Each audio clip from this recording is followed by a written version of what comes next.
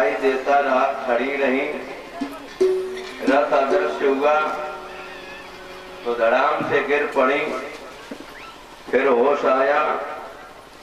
ऐसे नारायण रूप का दर्शन अक्रू जी ने डुबकी लगा करके जल रथ में, फिर डुबकी लगाई, वही दर्शन।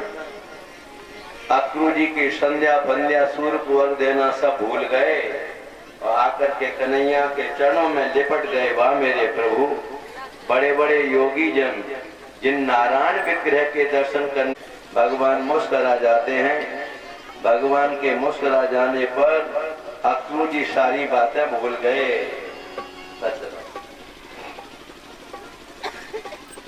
अपराह्न काले, अपराह्न काल किसे कहते हैं? संस्कृत में अपराह्न काल है, गांव की भाषा में बापों पिछलारो कहेंगे, पिछलारो है। 3-4 बजे का समय गांव में पिछलारो कहते हैं और संस्कृत में उसको अपराह्न काल कहते हैं। रथ पहुंच गया, अक्रू जी कहते हैं प्रभु मेरे घर को पवित्र करो। बाबा नंद की गाड़ी पहुंच गई थी, पहले इंतजार कर रहे थे। राम श्याम दोनों बाबा की गाड़ी के पास पहुंच गए। अक्रू ने जाकर के कंस को निवेदन कर दिया। 3-4 बजे का समय है। कन्हैया के मन में आया बाबा तेरी आज्ञा हो जाए तो मामा ने बड़ी पूरी सजाई है, मथुरापुरी। लखन हृदय लालसा विषेखी, जनकपुर को देखने के लिए हुई ना, ऐसे ही मथुरापुरी देखने के लिए कन्हैया का मन बना। तो उसी समय पर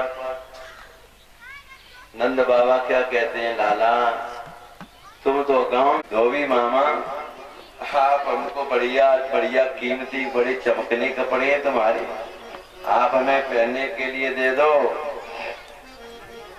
भगवान तो बड़े धोबी मामा कहकर के बड़े विनम्र भाव से मांगते हैं, लेकिन धोबी मामा की बात सुनो क्या कहते हैं। ईदशान्येव भाषांसि नित्यं गिरवने जरः परिदत्त किमुद्वृत्ता राजदर्भाण्डमीप्सितः। धोबी मामा क्या कहते हैं, यातासु बालसामैवं प्रार्थं विजीविषा बन्नन्ति ग्रन्थि रुपन्तिं द्रव्यं दात्कुलान्वै। धोबी मामा कहते हैं हट जाओ सामने से, गैया चराने वाले गमार ग्वाले इन कपड़ने को पहरवे को चाहो मोही बनो में, दूध ने पे पकड़वाए कि ऐसी पिटाई करवा देंगे तुम्हें मालूम पड़ जाएगी। कन्हैया कहते हैं बारे धोबी मामा तुम तो एक ही सांस में सेकंड गाड़ी दे गए। कन्हैया कहते हैं धोबी मामा अब हम त्रेता के राम नहीं हैं, अब द्वापर के कृष्ण हैं। सज्जनों यह वही धोबी है। कौन सा धोबी? अपने त्रेता युग में ले चलो अपने मन को।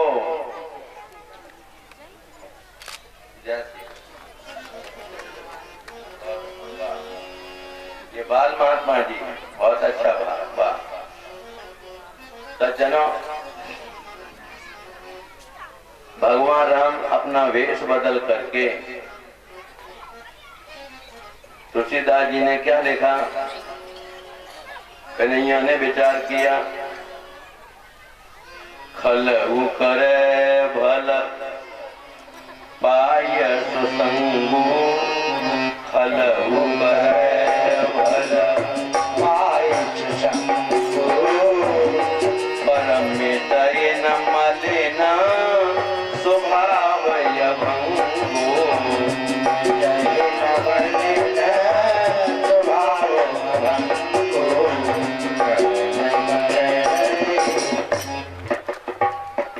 त्रेता युग के धोबी का स्वभाव द्वापर तक नहीं बदला।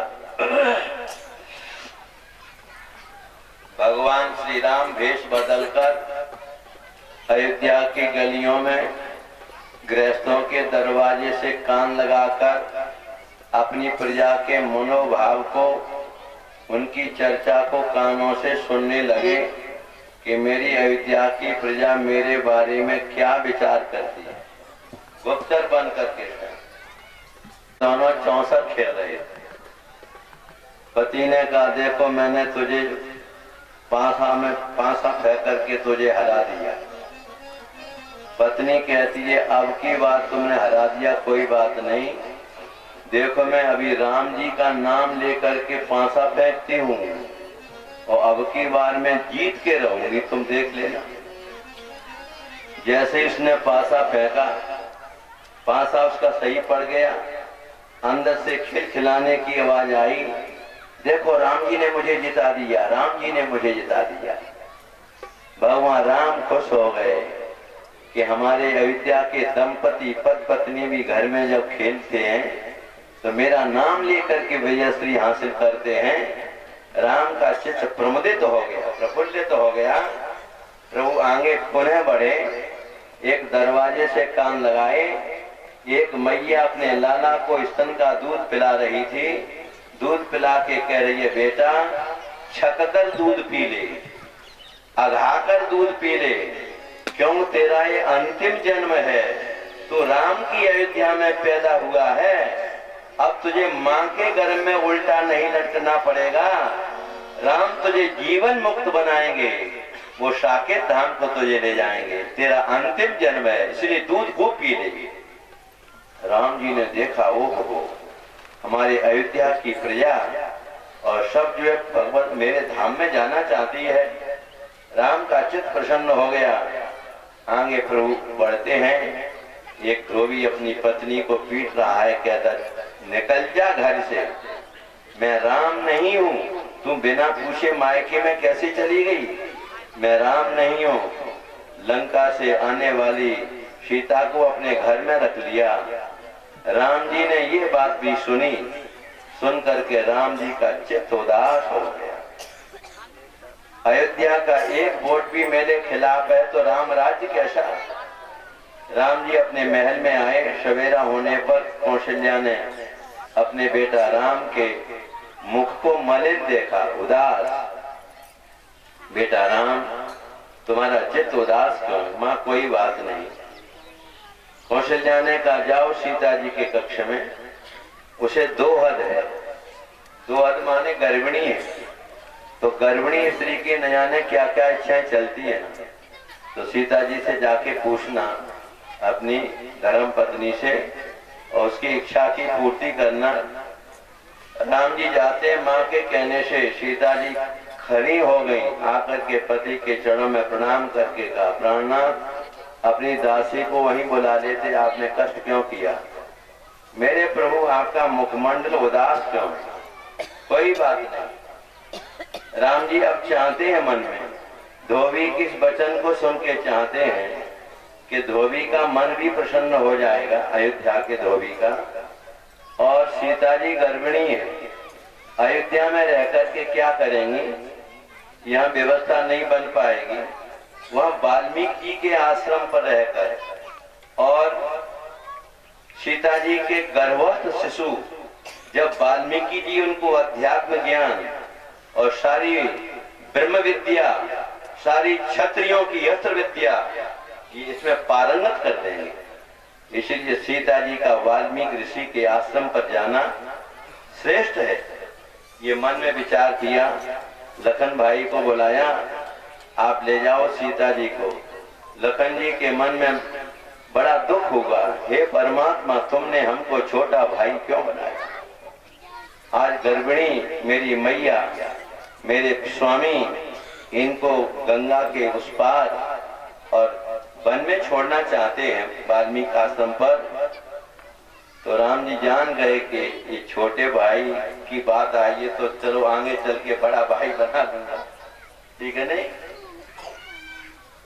सीता जी से पूछा, सज्जनों पतिव्रता स्त्री वो स्त्री है जो पति के अंतरंग भावों को पहचानती है। सज्जनों रामायण में चौपाई पढ़ी है ना, पिय ही की सिय जानन हारी मन मुंदरी मन मुदित। मन में राम जी के संकोच हुआ ना, तो अंदर के हृदय की बात जाती है ना पतिव्रता। आज सीता जी समझ गई कि मेरे पति मुझे वन में पहुंचाना चाहते, मामूली शक्ति थोड़ी है, जाती है जाती।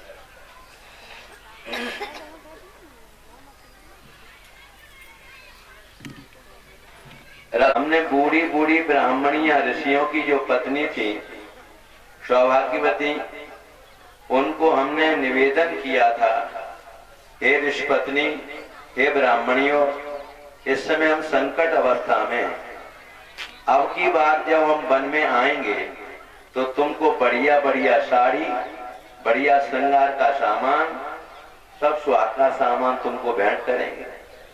तो सीता जी कहती है, मेरे प्राणनाथ, मुझे पूछते हो तुम मांगो, तो मैं तो ये चाहती हूँ कि इस अवस्था में मुझे वन में ले जाओ और मेरे रथ में ढेर सामान भर दो। मैं बूढ़ी बूढ़ी, सज्जनों, आप तो भगवान उसी समय वस्त्रों को इधर का उधर पहनने लगे, कपड़े सीने वाला आ गया, राम श्याम के शरीर में अच्छी प्रकार से। जनक की मिथिलापुरी के जो जनक जी थे ना, उनकी फुलबगिया का माली गुरुजी ने पहुंचाया कि जाओ पूजा के लिए फूल लेके आओ। अरे गुरुजी जिस राजा के यहाँ गए हैं, राम और लक्ष्मण तो मेहमान है ना, गुरुजी मेहमान है, तो राजा के सेवकों को आज्ञा दे दी जाती, लेकिन गुरुजी जानते हैं कि जन्म की लली फुलबगिया में आई होगी, तो ये राम जी की होने वाली पत्नी है। पूछ मालीगण, चारों तरफ देखा, यहाँ रखवाला कोई होगा? आजकल तो बगिया से चलते चलते तुम किसी के फूल के लिए तोड़ लेते, पूछते हो क्या? पूछते तो नहीं। 14 चित्र पूछ माली, माली से पूछा, माली कहता है, प्रभु आप कैसे, आप तो हमारे राजा के मेहमान हो, हम ही फूल तोड़ देंगे। एक हिंदी साहित्य के भक्त ने भाव क्या लिखा, माली क्या कहता है, मेरे प्रभु तुम तो फूल से भी ज्यादा कोमल हो, कैसे तोड़ोगे प्रभु फूल, अंगुरियां ने पखुरी गड़ जाए, जिनमें पड़ जाएगी, कैसे तोड़ोगे प्रभु फूल, अंगुरियां ने पखुरी गड़ जाएगी, कैसे तोड़ोगे प्रभु फूल, अंगुरियां ने पखुरी गड़ जाएगी। हमारे कहना है, महाराज सुनो, गऊ गऊ लागी बेल कटीली, गऊ गऊ लागी बेल कटीली, गऊ गऊ कलियां यति नुकीली, गऊ गऊ कलियां यति नुकीली, गऊ भ्रमरन की भीर रंगीली, गऊ भ्रमरन की भीर रंगीली, अति सुगंधित आपके ओ अंग में करई छाय, भौरा फूलन छोड़ के और तुम्हें घेरे हैं आए, तो उन रसिया भ्रमरन की टोली 14 से आने जाएगी, उन रसिया भ्रमरन की टोली 14 से आने जाएगी। मालिक कहता है, बढ़िया बढ़िया फूल तो बहुत ऊंचे लगे हैं और उनको जब तोड़ोगे तो तुम्हें उचकना पड़ेगा, उचक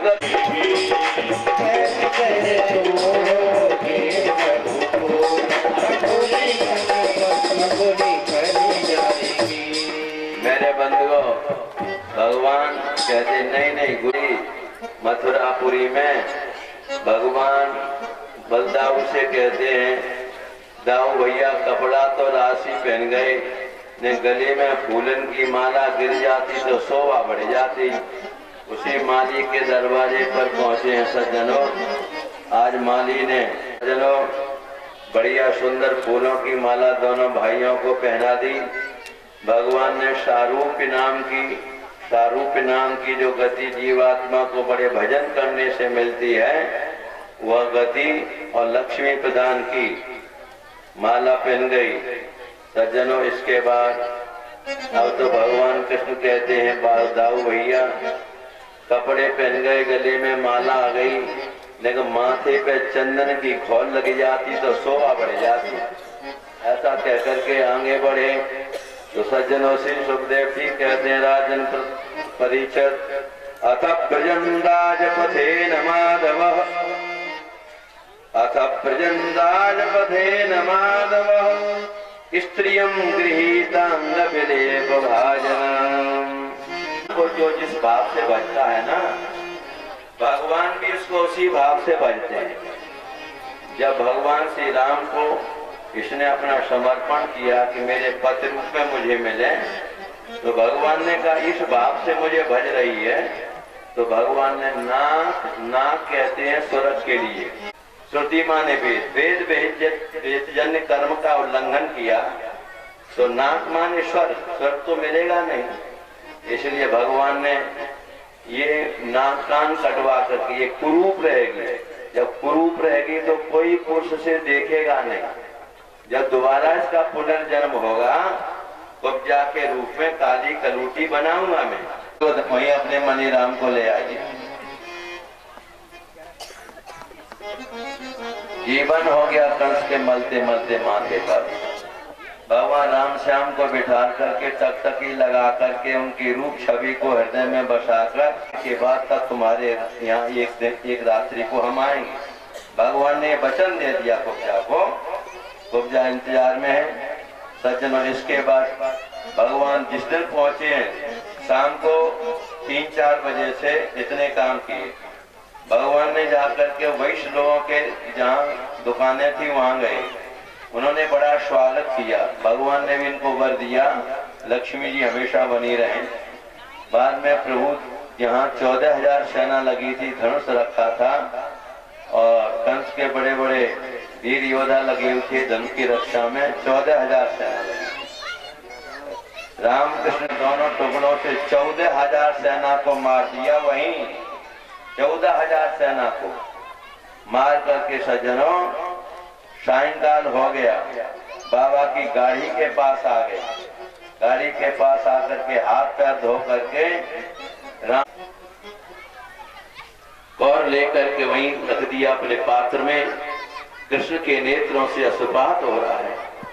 नंद बाबा कहते हैं लाला क्या बात है, तुम भोजन नहीं पाते? कन्हैया की हिरकी बन गई। बाबा आज पहला दिन है कि मैं बिना मैया यशोदा के भोजन पा रहा हूं। मैं मैया के बिना मुझे भोजन अच्छा नहीं लगता। नंद बाबा कृष्ण को अपने और दोनों भाई बड़े प्रेम से रात्रि में शयन कर रहे हैं।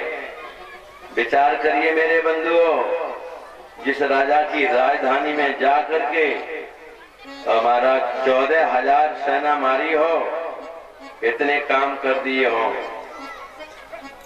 तो उस राजा की क्या दशा हो रही है? उसे जल में दर्पण में अपना चेहरा दिखलाई नहीं पड़ता है। ज्योति के 2 रूप दिखलाई पड़ते हैं। परछाई में छेद ही छेद देखता है। कान बंद करने अपने नेत्रों से अपने पैरों को नहीं देख पा रहा है। पैर दिखाई नहीं पड़ते। स्वप्न में प्रेत का आलिंगन करता है। कभी गधे पर बैठा हुआ अपने को देखता है। कंस को ये सब दिखाई देने लगा। उधर दोनों भाई राम श्याम मस्ती से सो रहे हैं। सवेरे 14 के दिन मल्ल लीला का आयोजन था। तुमको जमराज का मेहमान बना दें। हिमालय एक साधारण अर्थ हो गया रख करके। ऐसे ही भगवान ने नाम का हाथी आपको बताएं कैसे मिला कंस को। एक बार जरासंध जो है अपनी यात्रा में मथुरापुरी के यमुना के तट पर उसका पड़ा है। जय श्री कृष्ण। चार्जर डालें।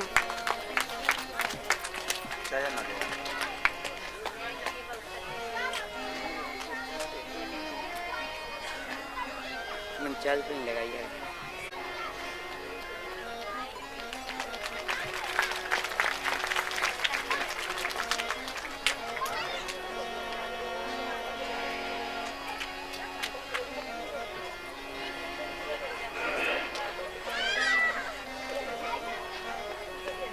हरे राम राम राम सीता राम राम राम हरे राम राम राम सीता राम राम राम हरे राम राम राम सीता राम राम राम हरे राम राम सीता राम राम राम राधे श्याम श्याम श्याम राधे श्याम देखा, वाह वाह, ये तो बहुत बड़ा बलवान है। उसने अपनी अस्थि प्राप्ति नाम की दोनों लड़कियों का विवाह कंस के साथ कर दिया और दहेज में कुवलयापी नाम का हाथी दे दिया। आज हमारे राम कृष्ण ने उसी हाथी का वध कर दिया। मेरे बंधुओं, मेरे प्रभु जब पहुंचते हैं वहां पर, भगवान को जो जिस भाव से देखता है भगवान उसको उसी भाव से के जब चलते थे उसमें उनके स्वरूप का निखार आता था। आजकल क्या है, आजकल तो पहलवानों का जमाना नहीं रहा। दूध चला जाता है टंकी में। सज्जनों, लड़के ब्रेड को लेकर के चाय में भिगो करके खाते, पहलवान बनेंगे क्या? कितना बढ़िया शौक था। आजकल मोबाइल होगा 50,000 का मोबाइल और 10,000 की ड्रेस पहने होंगे और 10,000 की ड्रेस में पाए ऐसे मालूम पड़ेंगे मानो बिजू का ठाड़ हो। अपनी घरवाली की तो रक्षा ना कर पाऊंगे और की क्या करेंगे? जिसमें जो है 10 से पहलवान गांव में होंगे, कल दूसरे गांव में अटैक करता हो तो गांव की रखवाली तो कर लेंगे। इसलिए अपने बच्चों को दूध पिलाओ, मलाई खिलाओ, रबड़ी खिलाओ, बढ़िया पहलवानी कराओ। साउंड माइंड, साउंड बॉडी, शरीर स्वस्थ होगा ना, दिमाग भी स्वस्थ होगा, अपने घर परिवार की रक्षा कर लो। आगे समझ में? तो पहलवानी का समय 40 साल पहले अपने यहाँ भी था। ये बड़ी कोंथर की टुकड़ी जा रही है पहलवान ने की, ये छोटी कोंथर की जा रही है, ये जोटई को जा रही है, फला जगह जा रही है। इतना बढ़िया काम था। अब महाराज सब कुछ खत्म है। तो उस समय पहलवानी का समय था। नंबर 1 के पहलवान बलदाऊ जी थे, नंबर 1 के। और दूसरे नंबर का पहलवान, चौथे नंबर का पहलवान जरासंध था। जरासंध, इसलिए राजा कंस को खुश करने के लिए तुम जो है मेरे साथ युद्ध करो और बलदाऊ मुष्टिक के साथ में युद्ध करें। कन्हैया कहते हैं, चाणूर एक बात पूछें, कहा तो हमारी 11 साल की उम्र और कहा तुम बड़े बड़े पहलवान पर्वत जैसे हमारे जोट हुए। जोट हो तो तुम खाते, जोट हमारा तुम्हारा है ही नहीं लड़ने का। चाणूर ने क्या कहा, न बालो न किशोर। चाणूर का कृष्ण के साथ, मुष्टिक का बलराम के साथ। सज्जनों, जब जोट लिखा वहां पर मल्लशाला में मथुरापुरी की स्त्रियां बैठी थी। मथुरापुरी की स्त्रियों ने कहा, भैया जान, या मल्लशाला में कोई ऐसा पंच ना जो न्याय की बात करे। कहा तो 11 साल की छोटी पंचायत नहीं है जिसमें बुजुर्ग पंचों को नहीं बुलाया जाए, और वे पंच नहीं है जो पंचायत में बैठ के है। इन पंचों को नरक का दरवाजा खोल देना जो न्याय की बात नहीं करे, उनको नरक का दरवाजा प्राप्त होगा। ये मथुरापुरी की देवियां कहती हैं, ये कोई न्याय है? सज्जनों, आपने देखा होगा, हम भी पहलवानों की कुश्ती देखने जाते थे। तो सज्जनों, जब 2 पहलवान जाते हैं तो जो पहलवानों का जो मुखिया होता है उसे क्या बोलते हैं? क्या? रेफरी, ये अंग्रेजी शब्द है रेफरी। तो सज्जनों, डबल कुश्ती करवाते, पहलवान ज्यादा पड़ जाते हैं ना, तो उधर जो है अखाड़े में नीचे आ जाते हैं, कभी बगल में, कभी हट जाते हैं, कभी चिपट जाते हैं। सज्जनों, परिभ्रमण विक्षेपन पर रमण पर उसे गिलानी होने ना दो। गायन्ति चैन मनुरक्षधियो तो कंध्यो धन्या ब्रज स्त्रिया चित्तयानः। उन गोपियों के, इसका स्वर ठीक करो, संभालिए। उन ब्रज गोपियों के जो कंधे थापते समय, घर लीपते समय उसने क्या किया, कन्हैया की छाती में, कहते हैं बोलो, रेफरी जजमेंट के खिलाफ हुआ कि नहीं काम है? भगवान ने क्या कहा, ओ माई डियर चांडूर पहलवान, लेकर मुस्तिक के मुंह में दही, एक ही में खून निकलने लगा, वो भी प्राण निहोल करके धड़ाम से।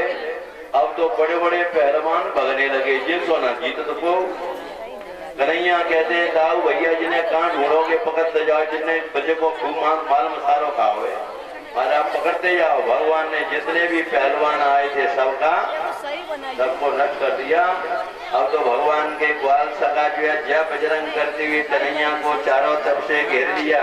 हमारे लाला भगवान ने वहीं से छलांग लगाई और मामा के मंच पर जाकर के पहुंच गए। तलवार लेकर के कंस ने भगवान को प्रहार करने के लिए तत्पर हुआ। भगवान ने वही हाथ पकड़ लिया, बालकृष्ण ने मामा के बालों को खींच करके जब पटक लिया मंच पर। मामा, तुमने मेरी माँ देवकी के विवाह के समय पर अपनी मृत्यु के समाचार को सुन करके सखियों ने जूड़ा बांधा था, मंगल पर्व पर मेरी माँ की चोटी को पकड़ा था ना, वही देवकी का लाल तुम्हारी चोटी पकड़े हुए है। मामा, मैं तुम्हें हथियार से नहीं मारूंगा, हथियार से मारने पे तो हर प्राण चले जाते हैं। मामा, हम तुम्हारी दम घोंट घोंट करके तुम्हें मारेंगे। दम घोंट घोंट के मारना बहुत बड़ा शत्रु को जी होता है। भगवान ने मामा को मंच पर पटक लिया और घोंट घोंट करके, दम घोंट घोंट करके अपना विश्व का असर डाल दिया, अपने मामा का वध कर दिया। भगवान के ऊपर फूलों की वर्षा हो रही है, फूलों की वर्षा जिस कंस के द्वारा। उसी समय पर महाराज इनकी मामी आ गई। मामी रोने लगी। कन्हैया ने उनको समझाया, तारा विकल देख रघुराया, दीन ज्ञान हल्लीनी माया। इस प्रकार से सज्जनों, मामा को मारने के बाद उन्होंने अपने जाकर के सबसे पहले, इनके मन में ब्रह्म भाव हो गया है, पुत्र का भाव नहीं, इसलिए न गोद में लिया न दुलार प्यार किया। सज्जनों, उसी समय पर ध्यान करो, जब चतुर्वी शुरू से भगवान मथुरापुरी के जेल में प्रकट हुए थे तो वसुदेव जी ने क्या कहा था, हे विधि ब्रह्मा, मेरे बालक का बाल बांका न होवे, यातना जेल में से निकलेंगे 10,000 दुधारू गायें ब्राह्मणों को दान में देंगे। आज वसुदेव जी ने 10,000 गायों को सजा बजा करके ब्राह्मणों को दान में दी गई। सज्जनों, मुझे ब्रज में ही, मुझे मथुरापुरी अभी रहना है। बाबा, मेरी मैया यशोदा से, मेरी तरफ से मैं निवेदन करता हूं, बाबा, मेरी मैया यशोदा को कहना कि कृष्ण ने, बाबा मथुरापुरी में बड़े काम हैं, तो कब आओगे? मेरे कृष्ण ने ये नहीं कहा कि हम कब आएंगे। बाबा, कभी मिलना होगा, नहीं को कह के आए थे कृष्ण। मेरी माँ जब मेरे लिए दुख करे तो सांत्वना दे करके मेरी माँ की व्यवस्था नोनी रख करके लाला को कलेवा कराती थी। तुम जा रहे तो मथुरापुरी मेरे लाला को कलेवा लिए जाओ। सूरदास जी ने तो यहाँ तक लिख दिया, सूरदास संदेशन के डर पथिकन वही मग जा। पर जात जलो नहीं पायन तन को जसुदा निरखे मंगयावत है बनते रक्षा को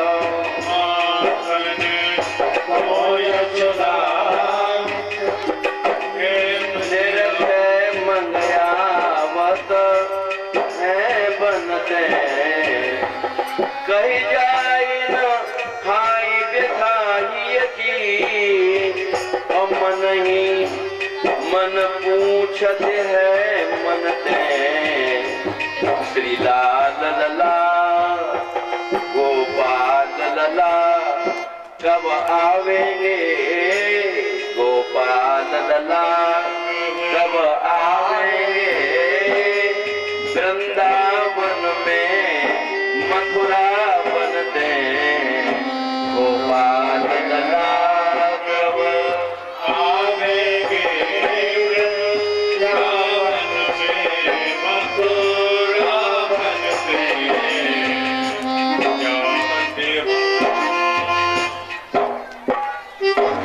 सज्जनों ब्रज की ये दशा है जनेऊ संस्कार नहीं होता है वेद पढ़ने का उसे कोई अधिकार नहीं वेद पढ़ने का सज्जनों वसुदेव जी ने 11 साल की उम्र में इनका यज्ञोपवीत मुंडन करवा करके बेटा जाओ तुम उज्जैन नगरी में वहाँ जाकर के शांतिपन गुरु से विद्या अध्ययन करो वहाँ जाकर के रथ में बैठ करके दोनों भाई चलते हैं रामकृष्ण तो एक बालक के रोने की आवाज सुनाई पड़ी रोने की आवाज कृष्ण ने रथ खड़ा कर दिया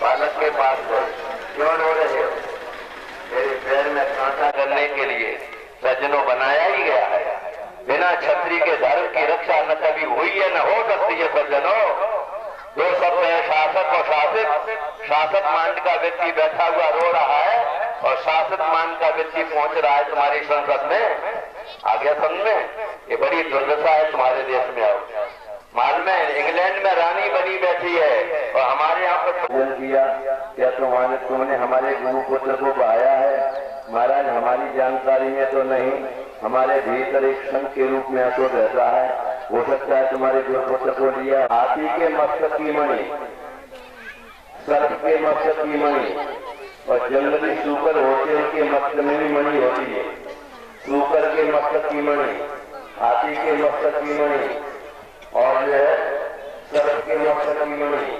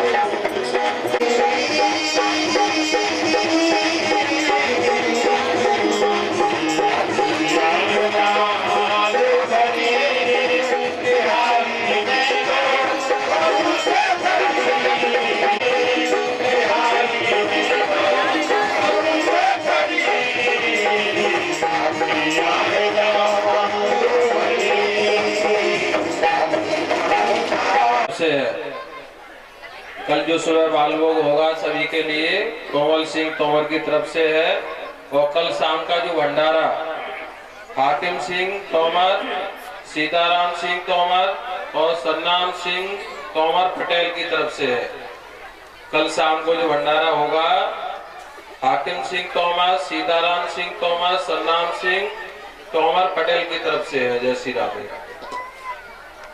आज 2 फरवरी सन 2011 में इनके पददेव भगवत धाम के लिए चले गए थे। आज 2 फरवरी पुण्यतिथि है उनकी। राय सिंह तोमर इनके पददेव मेरे हमारे सखावी थे। ठाकुर की कृपा से उनकी धर्म पत्नी को हम श्रीमद् भागवत की कथा सुना रहे हैं। और व्यास गद्दी से मैंने पहले दिन ही उनको बुला लिया था कि आप आकर के यहाँ बैठ के कथा सुने।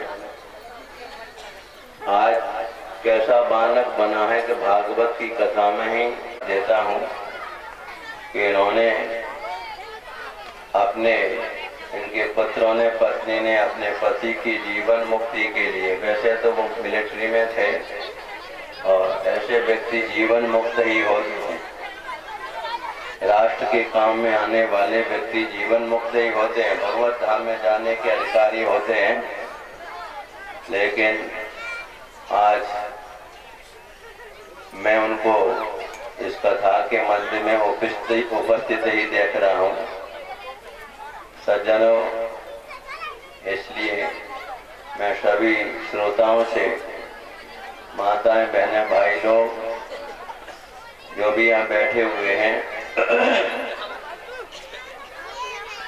आप राय सिंह तोमर की पुण्य तिथि के अवसर पर आप 1 मिनट के लिए नेत्र बंद करके मौन होकर के उनके लिए श्रद्धांजलि भेंट करें। आप लोग नेत्र बंद करके 1 मिनट को बैठ जाइए और सब 1 मिनट के लिए। और या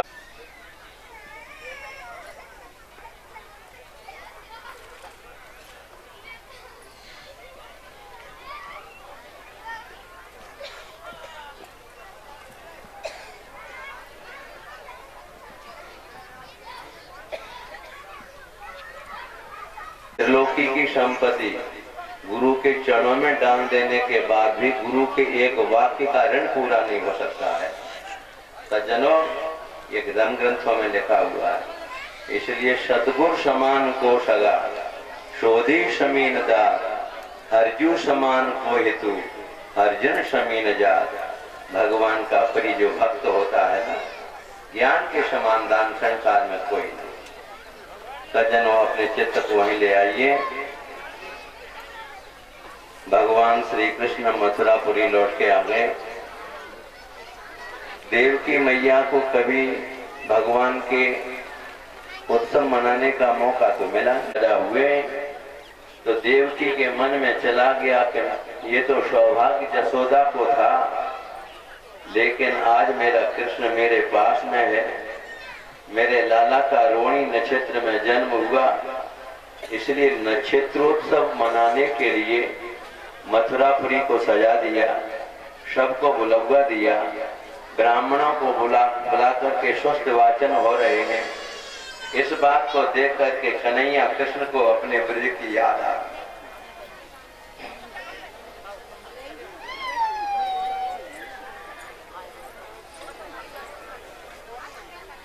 देवकी के उत्सव मनाने पर मेरे लाला कृष्ण को प्रसन्नता नहीं हुई और भगवान कृष्ण उदास, कन्हैया के नेत्रों से अश्रुपात होने लगा। उद्धव जी आ गए। उद्धव भगवान के प्रिय सखा थे और इन्होंने स्वर्गपुरी के विश्वविद्यालय में देवगुरु बृहस्पति से वेदों का अध्ययन किया था। परम ज्ञानी थे, इनको अपनी विद्वता पर बड़ा अभिमान था।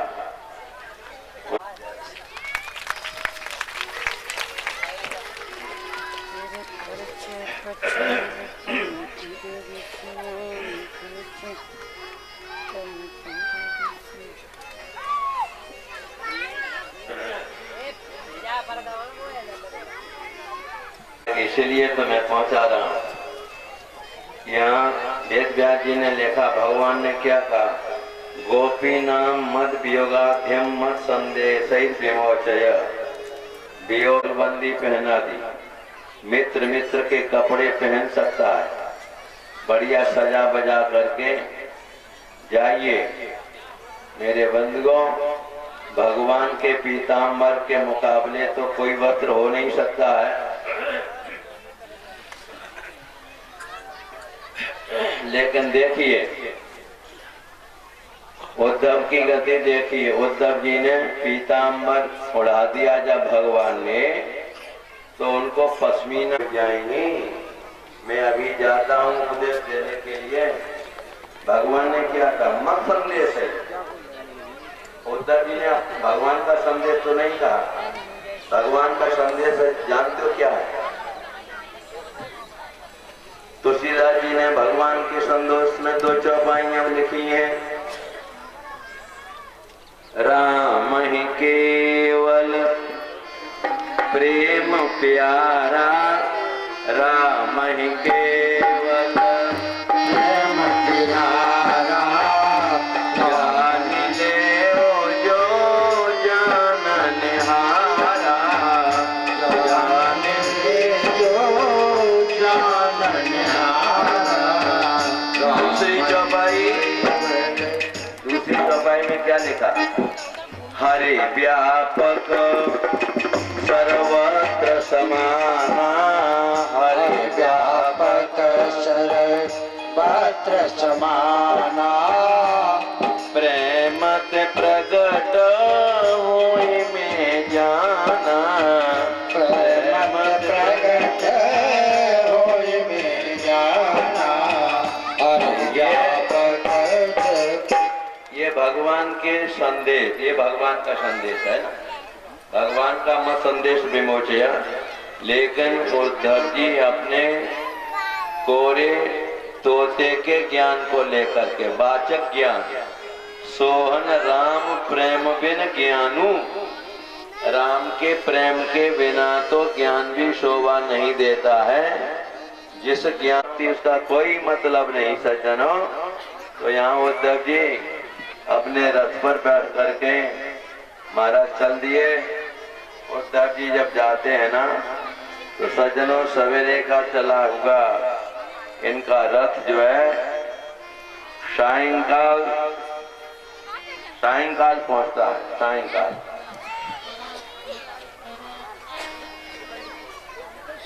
ब्रजमंडल में सब मौन होकर के अपना काम करते हैं।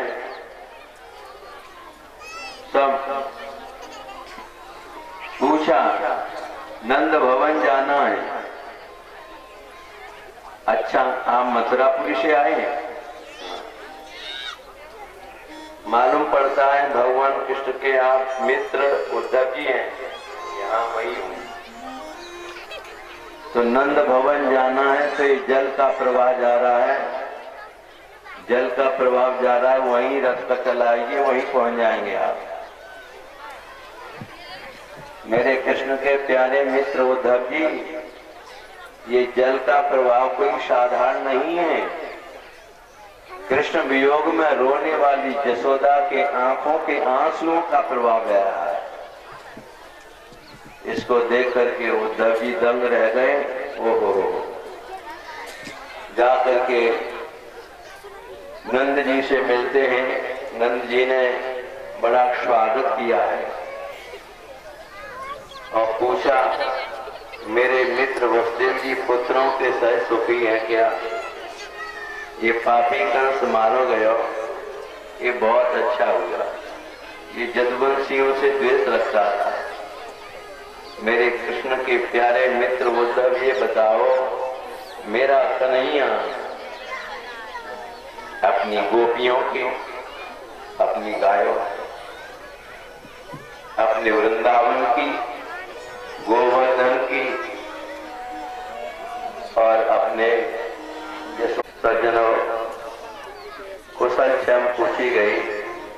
नंद बाबा एक एक लीला का विवेचन करते हैं उद्धव जी के सामने। प्रेम व्रत में विफल होकर के यशोदा को, यशोदा कहती है, जब उद्धव से और नंद जी से बातचीत होती है ना, तो यशोदा कहती, चुप रहिए, चुप रहो, जोर से मत बोलो। मैंने अपने लाला को भी पलना में झुला दिया है, सुला दिया है, वो जग जाएगा। मैया यशोदा को वही कूड़ साम्राज्य कन्हैया की बात, सभी की बातें याद आ रही थी। उद्धव जी इस बात को देख जब इनके माता का इनको मैं कैसे समझा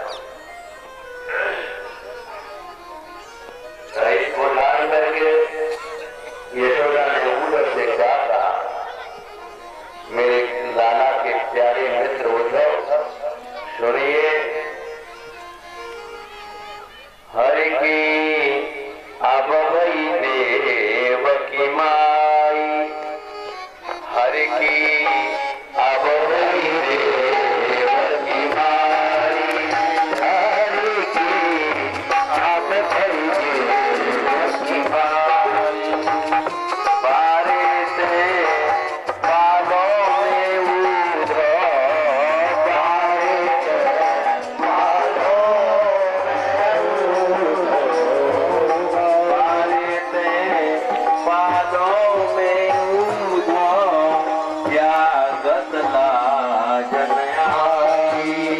हर की अब वही देव की माई, हरि की अब वही देव की माई, हरि की अब वही देव की अंधयाधार लकुटिया मेरी, अंधयाधार लकुटिया मेरी, तो वसुदेव हर की अब वही देव की माई, हरि की अब वही देव की माई, हरि अब वही खाली गोद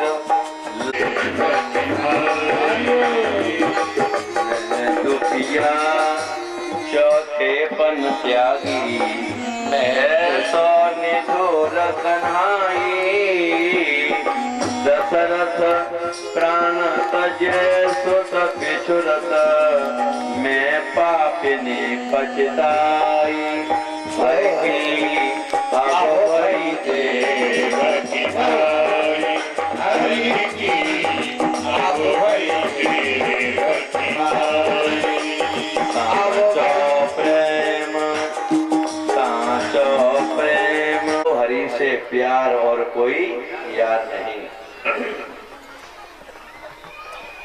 सज्जनों, उद्धव जी घबरा गए, मैं इनसे कैसे बात करूं।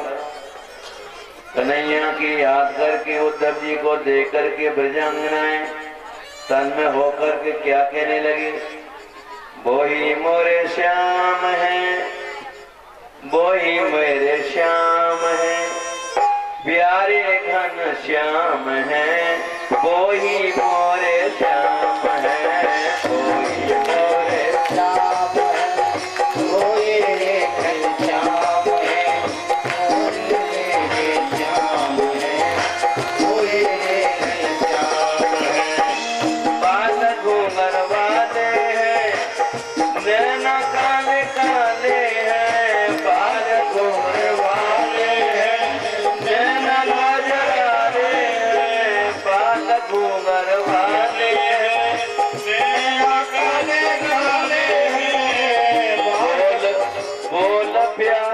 बोल प्यारे प्यारे हैं, वो ही मोरे श्याम है, वो ही मोरे श्याम है, वो ही मेरे श्याम है, प्यारे घनश्याम है, वो ही मेरे श्याम है, वो ही मेरे श्याम है, कोई घनश्याम है, वो ही मेरे श्याम है, वो ही घनश्याम है। सज्जनों, ब्रजांगनाओं की ऐसी स्थिति को देख करके जो मैं ऐसा जानती, प्रीत किए दुख होए, और नगर ढिंडोरा पीटती प्रीतिन करियो होए। सज्जनों, उद्धव जी ने देखा कि इन गोपियों को मैं अद्वैत वेदांत की बात बताऊं,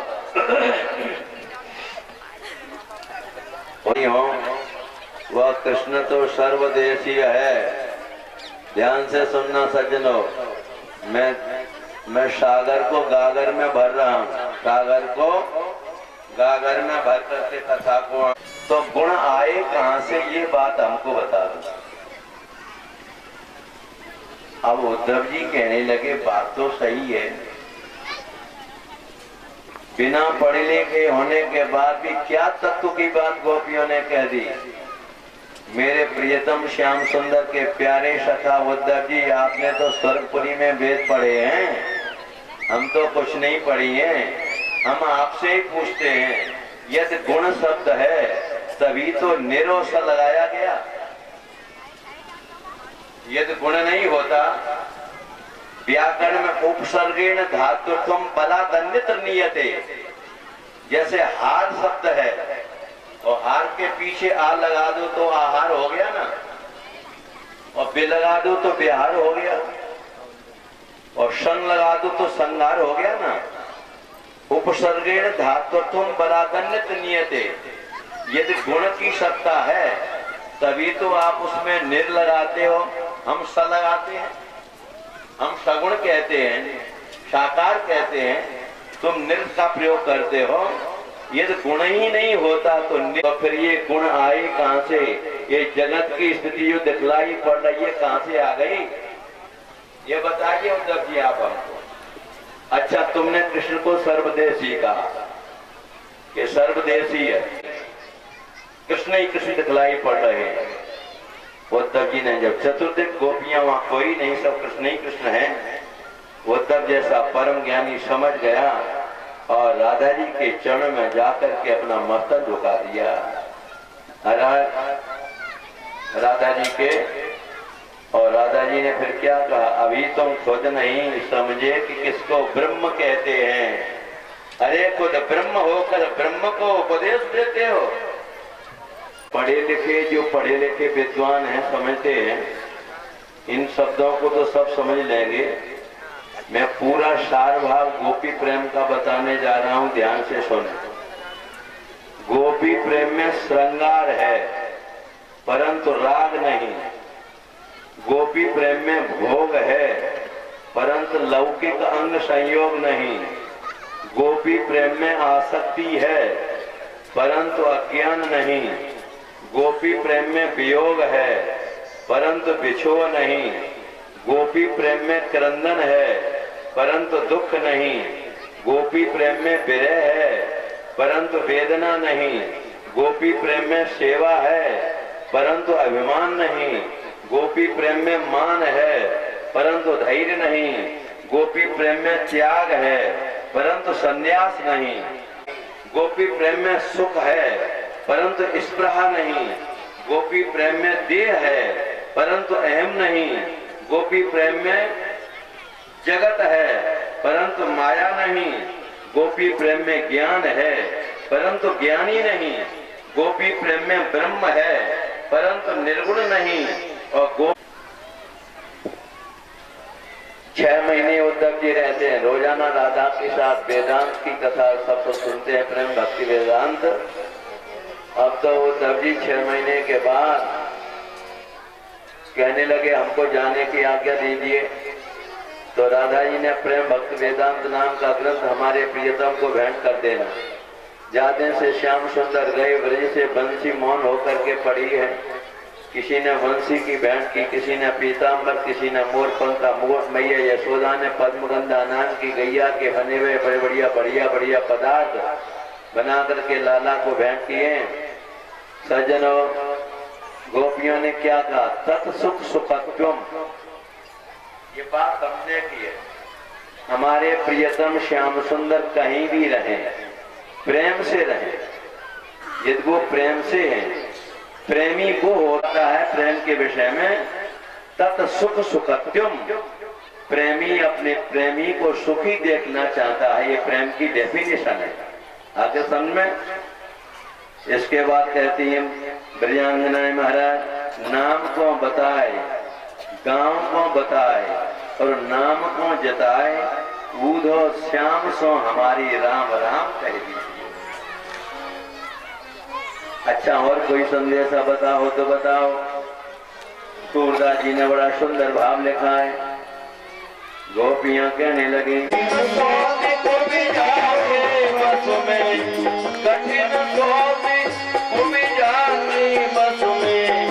कैसे फंसे मुरारी,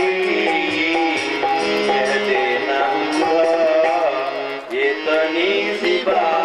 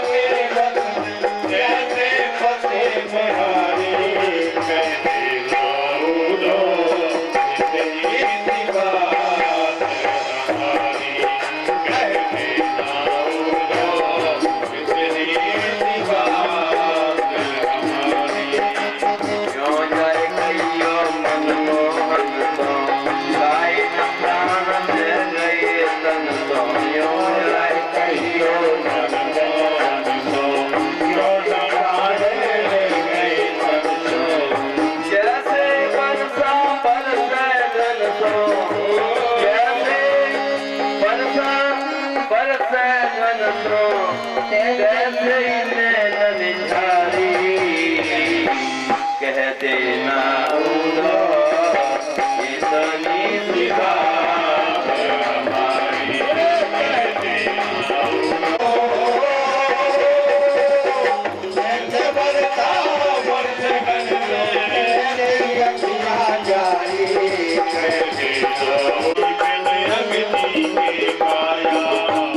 क्यों न जहर प्रथम भिजवाया हो क्यों न जहर प्रथम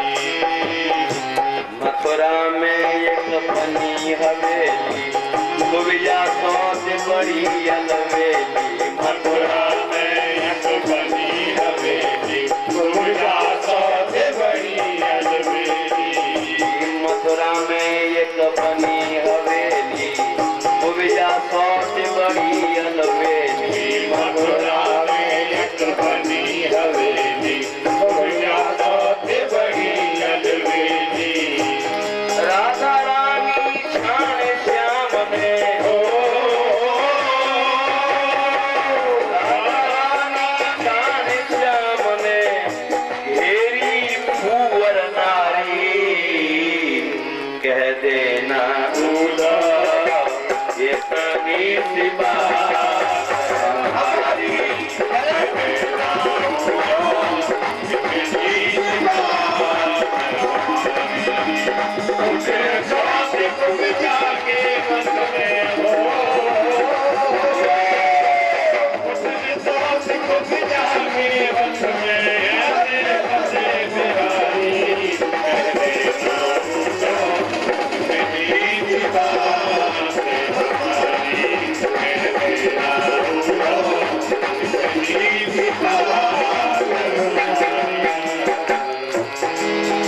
पद में आपको सुना रहा हूँ कि भगवान श्री कृष्ण ने पद बना करके और सूर सागर के सूरदास जी के 1.25 लाख पदों की रचना का संकल्प था।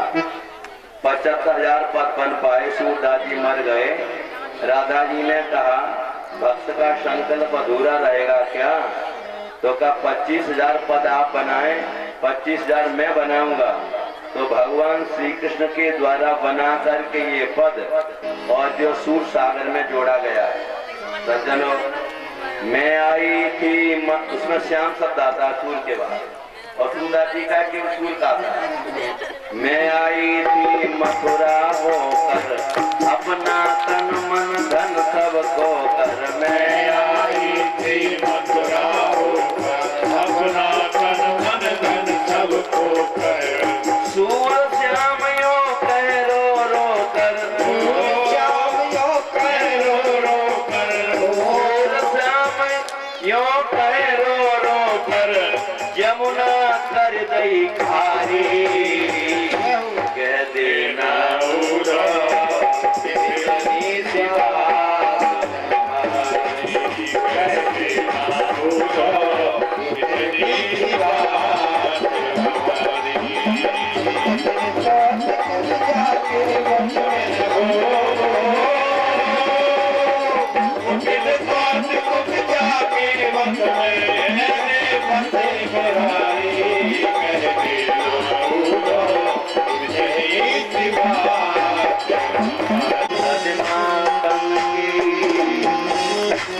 माखन की भरी मटुकिया जाए फोड़े कौन मुरारी।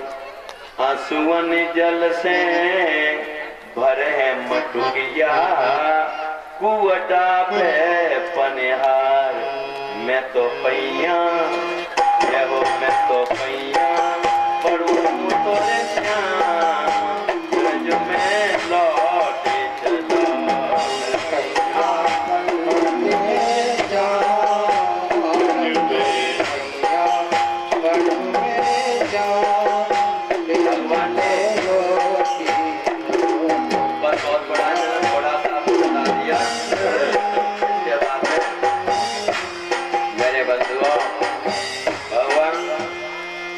भगवान श्री कृष्ण उद्धव जी ने हमारी मांग का सिंदूर पहुंच दिया।